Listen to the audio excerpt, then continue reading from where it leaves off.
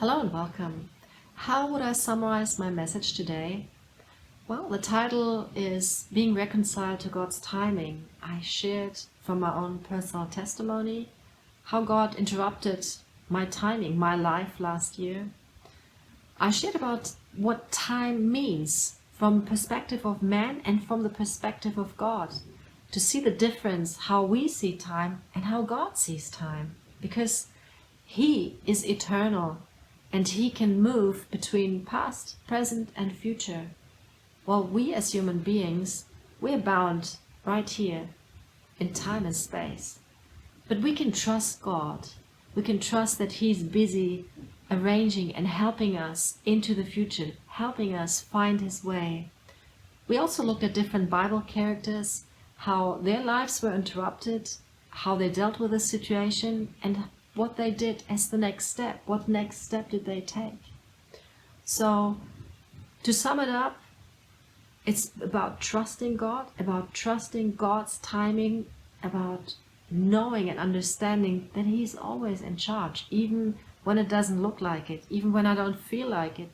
I can still trust God because He's right now busy preparing our future.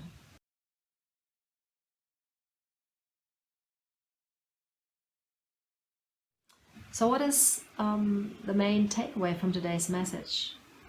Well, first of all, I think that we can truly, utterly, 100% trust God's timing. That it's not the circumstances that rule and reign my life, but Jesus is in charge.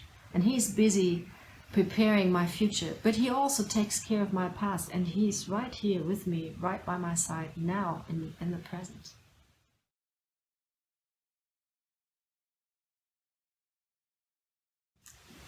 What are the scripture that I recommend for you to study? First of all, the most important scripture that spoke to me in my time of being challenged, in my time where my life was interrupted, was Psalm 139 verse 5.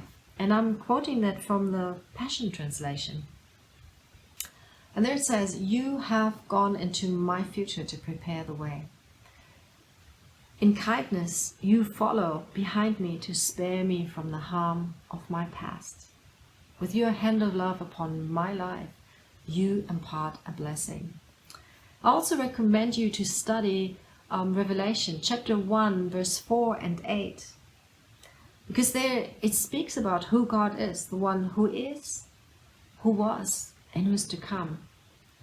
And I also encourage you to study 1 Samuel 30, where it's about David, where he faces Ziklag. He comes home, and actually he comes home and there's no home.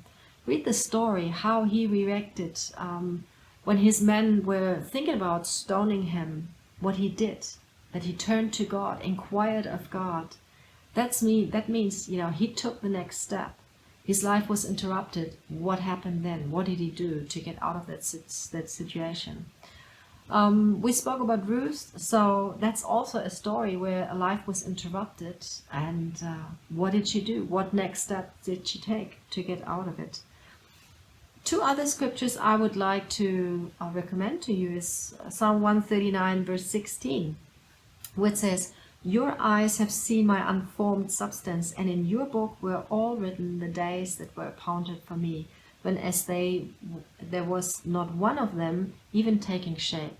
That helps us to understand what timing is, that God knew you before you were even born, before your parents knew you. And one last scripture, it's Romans 8 verse 28. "So we are convinced that every detail of our lives is continually woven together to fit into God's perfect plan of bringing good into our lives. For we are His lovers who have been called to fulfill His designed purpose." I think that's a wonderful scripture. Again, that shows how deep God cares for every detail of your life. There are many more scriptures, but these are the main scriptures that have touched me, and especially Psalm 139 verse 5. I encourage you to take it, make it your own prayer, and pray it back to God and expect Him to really move in your future, but also to take care of your past and to be right here present where you are, with His blessing, with His loving hand upon your life. So I hope this has encouraged you And I pray that you will be able to take it and really make it your own.